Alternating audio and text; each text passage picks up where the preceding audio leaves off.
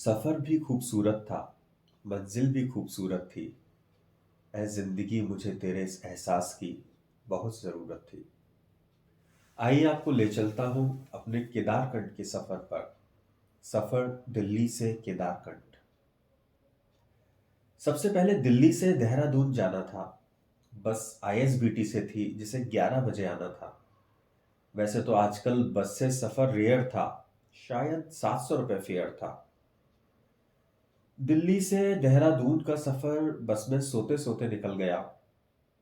Himalayan dare devil जो हमारे आगे के साथी थे, करेक्ट 7 बजे बस लेकर खड़े थे। कुल 13 लोग आपस में अनजान इस्माइल देकर बस में चढ़े थे।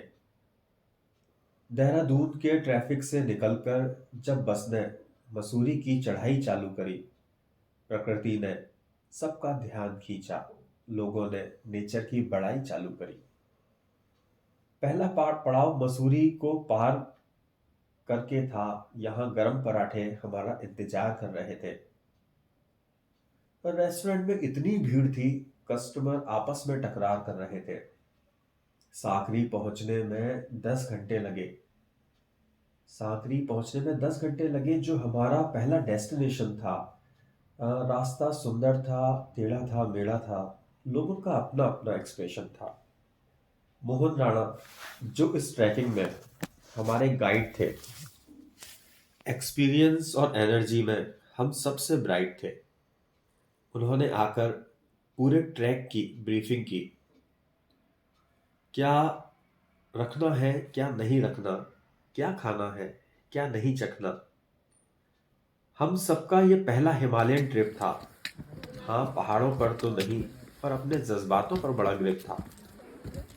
सब लोग उस वातावरण में ढलने लगे थे। जैसे ही ब्रीफिंग खत्म हुई, सब डिनर की ओर चलने लगे थे।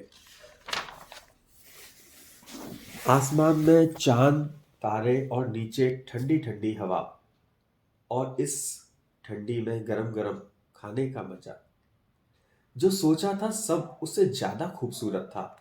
खाना खत्म कर सब पहुंचे ट्रैकिंग गियर लेने, जो कल की सबसे ज्यादा जरूरत था।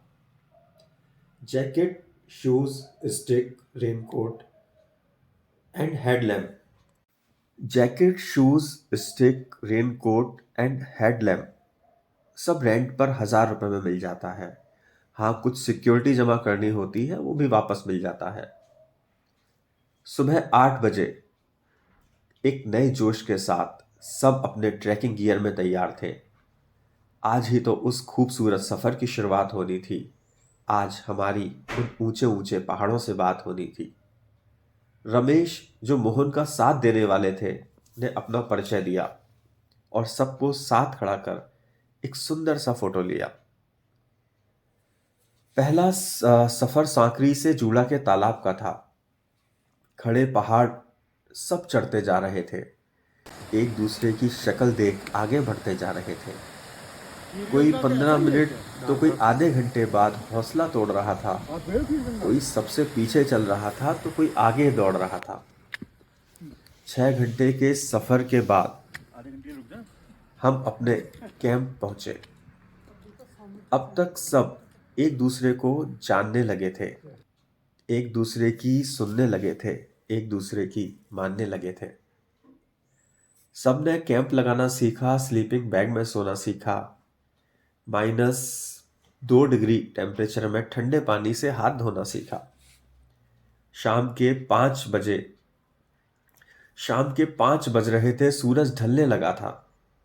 चांद बादलों के पीछे छिप छिपा कर निकलने लगा था। 5 से 7 बजे तक महफिल जमी, अनेकों गाने गाए गए। गरम गरम चाय और पकोड़े निरंतर लाए गए। 10 लोग थे अनजान, पर एक परिवार सा लग रहा था। और दूसरी तरफ टेंट में गरम गरम डिनर सज रहा था। रात पूर्णिमा की थी। चंद्रमा की रोशनी से नहा रही थी। रात पूर्णिमा की थी। चंद्रमा की रोशनी से नहा रही थी और स्लीपिंग बैग में नींद किसको आ रही थी। रात कटी, अब बेस कैंप के ट्रैक की शुरुआत होनी थी। बेस कैंप से ही सही, पर केदारकंठ शिखर से हमारी पहली बात होनी थी। टेढ़े मेढ़े खड़े रास्तों पर चढ़कर हम बेस कैंप पहुंच गए। कुछ कैंप लगाने लगे, कुछ फोटो खिंचवाने लगे, कुछ बर्फ के गोले एक दूजे पर उछालने लगे। डिनर के बाद मोहन भाई ने समिट की ब्रीफिंग की कि सबको साथ में चलना है, कई जगह ब्लैक आइस है, उस पर संभलना है। सुबह अंधेरे में ही 2 बजे समिट की शुरुआत करेंगे, आगे के इंस्ट्रक्शन की रास्ते में ही बात करेंगे। हम सबका पहला हिमालयन ट्रैक था। बहुत सारे जोश और थोड़े डर के साथ सब तैयार थे। उस रात स्नोफॉल के पूरे आसार थे। समिट से पहले एक अच्छी नींद जरूरी थी। समिट और हम में अब कुछ घंटों की दूरी थी। सुबह 2 बजे नींद खुली, सब टेंट से बाहर आए। पूरी रात स्नोफॉल हुआ था। टेंट पर बर्फ जमी थी। इस खूबसूरत सफर में बस यही तो एक कमी थी। 2:30 बजे केदारकंठ चढ़ने की शुरुआत हुई। पूरे रास्ते मेरी खुद से मुलाकात हुई। एक अजब सी शांति, जैसे पहाड़ कुछ जता रहे हों। हम इनके सामने कितने छोटे हैं, शायद ये बता रहे हों। फिर ब्लैक आइस आई, कुछ लोग फिसले भी और भगवान का नाम लिया। तभी आकर मोहन और रमेश भाई ने उन्हें थाम लिया। एक रास्ता ऐसा आया जब मैं शून्य हो गया। मैंने नीचे गहरी खाई को देख लिया था, अंधेरे में ही सही, पर अपनी डरती परछाई को देख लिया था। 3 लोग आगे, 6 मेरे पीछे थे, मानो एक माला के मोती हों जो एक दूसरे को खींचे थे। अपने इस भय को भी मैं पार कर गया, बर्फ पर पैर जमाया और उस रास्ते पर भी चढ़ गया। एक दूजे का साथ देते देते सुबह 6 बजे हम सब शिखर पर थे।